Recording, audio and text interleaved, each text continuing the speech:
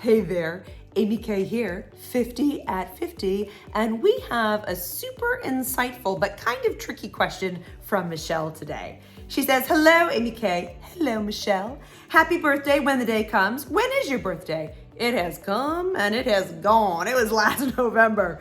I am 56, she writes. I still struggle with maintaining friendships that are meaningful.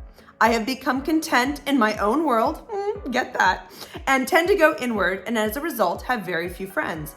If I were to die, my funeral would consist of my immediate family, 6 or so, she says, and a lot of empty chairs, and I'm totally fine with that. Is there something wrong with me? Thank you in advance for your answer, and P.S. I would love one of your beautiful journals, Michelle. All right, Michelle, first of all, we'll make sure you get one of those journals.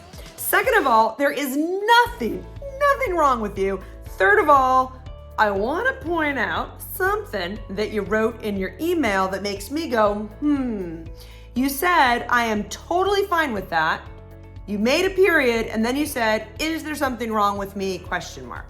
Which means you're not comfortable with the amount of friends that you have. You haven't come to peace with it for yourself. I can't externally validate whether this is good for you or not, but I can ask you a question. Do the relationships that you have in your life, do they strengthen you?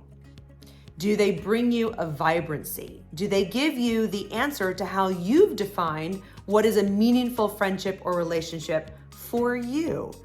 It doesn't matter to me whether you've got 1, 5, 15, 25, or 50 friends. I'm more into qualitative than I am quantitative. What does meaningful mean to you? What does a really awesome friendship or familial relationship look like to you, feel like to you, sound like to you? And then you have to ask yourself, am I getting that? So Brené Brown often talks about being strengthened by the connection. I am so down with Brené on this one. I totally agree. Do these relationships make you feel seen, heard, understand? Do they buoy you?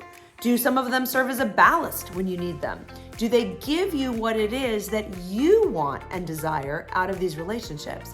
And you can get them from 1, 3, 9, whatever. And so I think that it's really important to understand that the world is wired so differently, and how many friends we want is just a reflection of our own DNA. Some people their definition of a great time is 90 people on a cruise, and they're all, dancing and partying and drinking, and they're like, woohoo! And I'm like, not my cup of tea.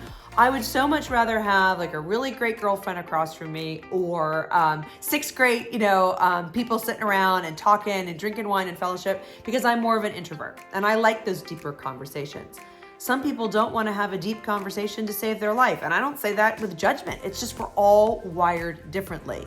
The last thing that I want to share is that it is harder to make friendships as we get older, but it's not impossible. We just have to make an effort, and we have to be more open. I have some lovely new girlfriends, and I mean new as in like the last 2 to 3 years of my life, the last 6 to 7 years of my life. It's harder to do in your 40s and your 50s, but it's not impossible. And in many ways, we're now more aligned, we have more synchronicity, we have more soul sister spirit than I had with friendships in my 20s. And so obviously a reflection of me and a reflection of where they're at, and just the synchronicity of coming together at this point in our lives. It just takes an effort, and it also takes clarity about how you define a meaningful friendship.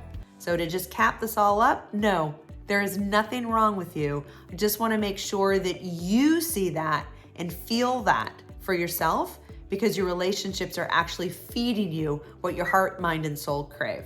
From my heart to yours, hugs.